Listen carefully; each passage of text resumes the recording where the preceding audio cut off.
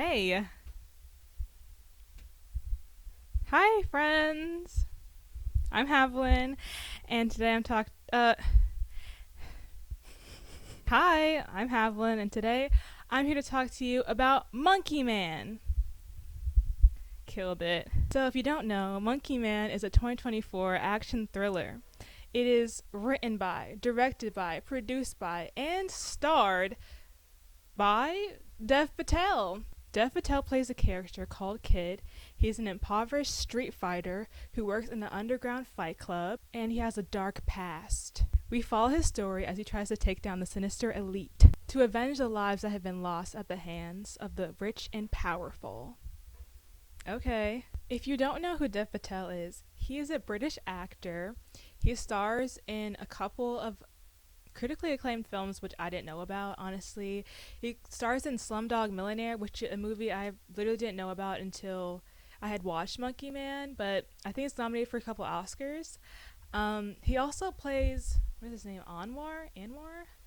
Look, it's posh kids. All the boys are gay. Yeah? Are the girls gay too? Yeah, Anwar. Yeah, he stars in the first generation of Skins, which honestly is his magnum opus aside from this. A lot of the films that he's been in, he's played this kind of more dorky side character. So this is the first time I've really seen him in more of like an action-led role. I think he's done a couple other ones, but this is the first time I'm seeing them. And honestly, the more recent stuff I've seen him in is The Green Knight. He stars in that, and that's a movie that I just do not understand, but it looks cool. Another thing I've seen him in recently, the Wes Anderson short films. Monkey Man is Dev Patel's directorial debut, which is insane because the movie is so good. My first impressions of the film, honestly, when I watched the trailer, it did not look good to me. But because it was directed by Dev Patel and it was produced by Jordan Peele, honestly, those names alone sold me. I was set no matter what. The trailer kind of just seemed like every other action film. I was just like, okay, like Dev Patel has me sat, but I don't really have that many like high expectations. But when I actually sat down and watched the film, I was blown away. I want to talk about a couple things that really like solidified my love for this film. I think the first thing that grabbed my attention was the cinematography. There's like the first couple scenes, I really was like, oh, I didn't know it was going to be like this. And I feel like the cinematography just has so much style that I wasn't expecting. Honestly, action films have this thing where it's really hit or miss whether it's going to look good or not. Like when I think of like No Time to Die, gorgeous film. When I think about Dune 2, gorgeous film. But when I think about movies like The Gray Man,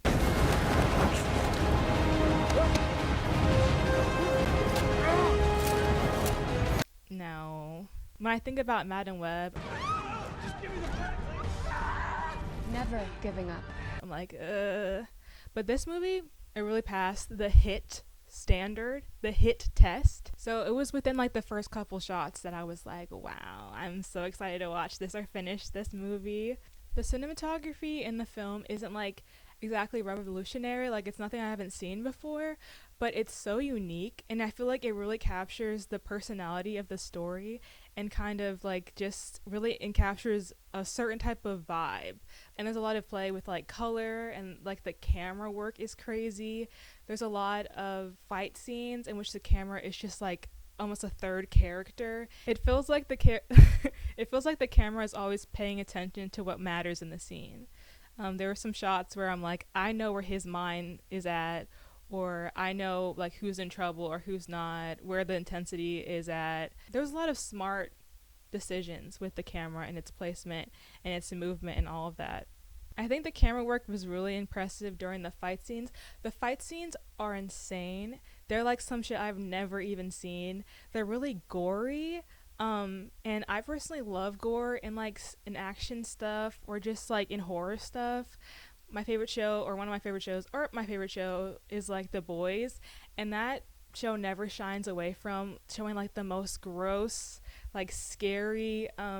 I was just like all of the action scenes had me like at the edge of my seat. There was like a 20-minute action scene at the end of the first act where it starts with one opponent, and then it just becomes like a car chase, and he's like running on buildings, and every part of it I was like clenching my butt like, what is gonna happen?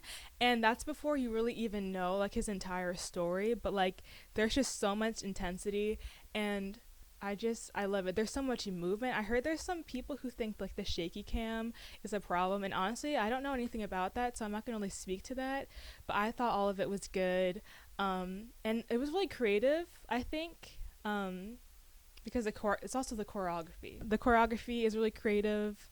The stunt work is really creative. All the people were like acrobatic. It was crazy, and they were using so much like different types of weapons. Like it was like he was always grasping for something, and it's you just see him improve, and like whatever's happening in the story, whatever point he is in the story, the fight scenes reflect that, and they reflect his power, and they reflect the people who's fighting against.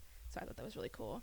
Ultimately, I think the best part of the movie is its story. This is something like when done right, when there's a really beautiful story attached to like action sequences, it can make the genre of action so cool, at least to me. The story felt so passionate and meaningful.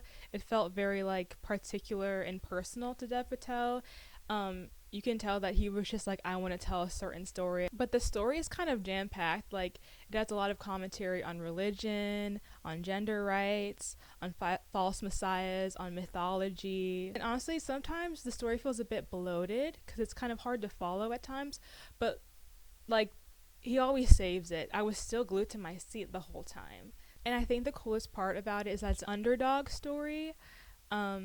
It's about everyone who's been shitted on by society, anyone who wants to like fight back to oppressive systems. And it's just cool to see like someone who doesn't seem like they would win, or someone who like against all odds is able to like challenge people.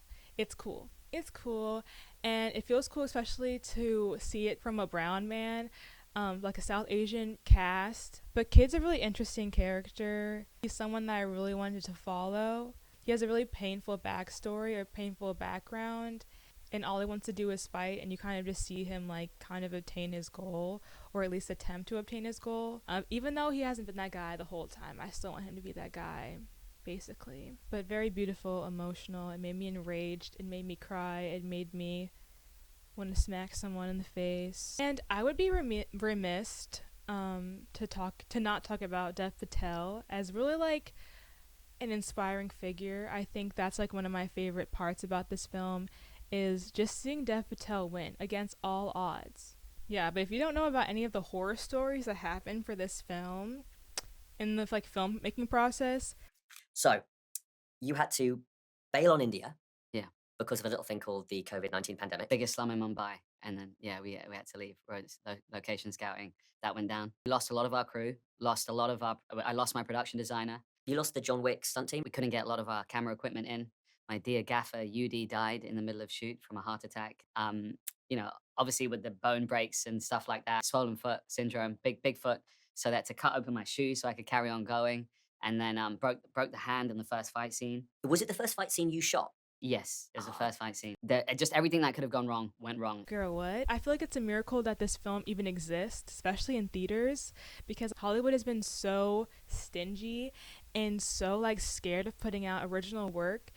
So the fact that this is like original IP and it's like stars a brown man, a predominantly brown cast. I don't know. I just feel like super inspired by him because I mean, he just seems super passionate about this, and it feels like an anomaly that stories like this are told and given like theatrical releases and are just given in general, like given a chance in general. I feel like this is such a dub for people of color, like, and brown people, like, what? Shout out to my brown brothers and sisters. But literally everything was thrown at Dev Patel, and he still made it work. Like, again, I would have just been like given up. Like, obviously God does not want this to happen to me or for me, so I don't want it to happen anyway. And I just been watching a lot of like interviews with Dev Patel, and he just seems so goddamn happy to like be talking about this movie and to be able to have it in the public and like people to watch it and receive it, and it's just so inspiring. And I feel like, I don't know, I'm just so proud of him even though I don't know him, and it makes me happy that movies like this exist because I want to make movies, and I'm looking at him and being like, oh shit, it could be possible. Like, even when nothing makes sense and everything is shitting on you, like, you can still make movies, and that makes me happy. So, I love Dev Patel. Thank you for inspiring me, Dev. If you ever want to watch this video, I love you. And thank you for watching. That's all I really have to say about the film. I will be watching this movie again and again and again. And yeah, so that's what I have to say. That's all I have to say. Thank you for watching. Follow me on letterboxd at HaviSpeaks, the same way it's spelled here. That's the only like social media that I want to share, really. Follow me at HaviSpeaks on Instagram, new account. And HaviSpeaks on TikTok. I don't really have TikTok anymore, so but I might do it again. But that's it. Thank you for watching. Have a good Monday. No, a good evening. Have a good day, evening, or night, whenever you're watching this. Okay, bye.